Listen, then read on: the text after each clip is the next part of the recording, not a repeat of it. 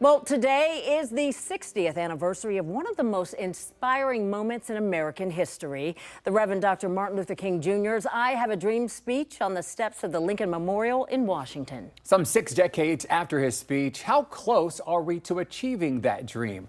The answer tonight I get directly from Dr. King's daughter in an interview you'll only see here on 10 TV.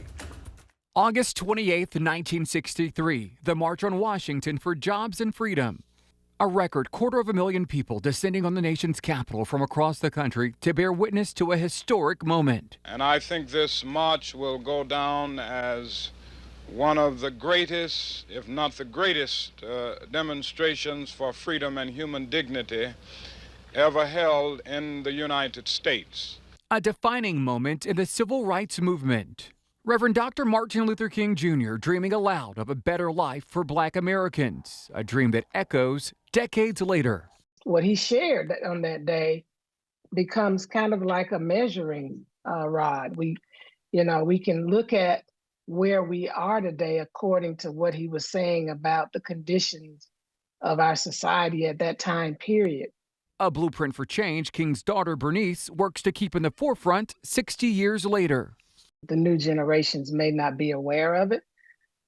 And we know that when that happens, when people don't know their history, they're bound to repeat it. History intertwined with racial inequality, from voting rights and racism to disparities in pay and education, all products of an unfair America highlighted in King's speech. I'm sure that many things will happen as a result of the march. Certainly the people who attended will go back to their communities and work with bold and grim determination. King's speech helped lay the groundwork to push through laws that guaranteed blacks equal access to the ballot, civil rights, and even equal housing. But like many, Bernice King says she's now concerned that those laws are being threatened and weakened with recent decisions about education and legal issues. The reason a lot of these things happen is because there seems to be a lag in vigilance. My father said it best. He said, one of the tragedies still of human history, and of course he was saying this more than 60 years ago, but it's applicable today. One of the tragedies still of human history is that the children of darkness are often more zealous and determined than the children of light. King says decades later, her father's message still provides hope and a reference point for building communities where injustice comes to an end and love prevails. Part of the reason we had the problems we had in the 50s and 60s, and my father said it, is not because of the quote unquote Ku Klux Klan. It was because of the moderate white individual who saw what was happening, but refused to get engaged in any form or fashion.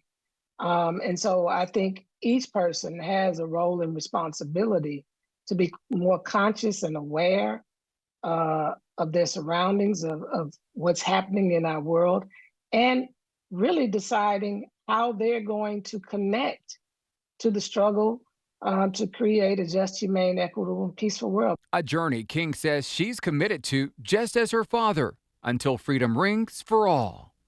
These things, to me, are worth, putting your all into, because I'm in the place that I'm in because people fought for me to have some of the rights and privileges that I have. And so how dare I sit back and glory in all of this while other people are still being, deprived. So, I'm going to continue to fight till I can't. King tells me a major part of that fight includes closing the racial wealth gap. She hopes before the 70th or even 80th anniversary of her father's speech, things will look drastically different for job employment, pay, and generational wealth for all people.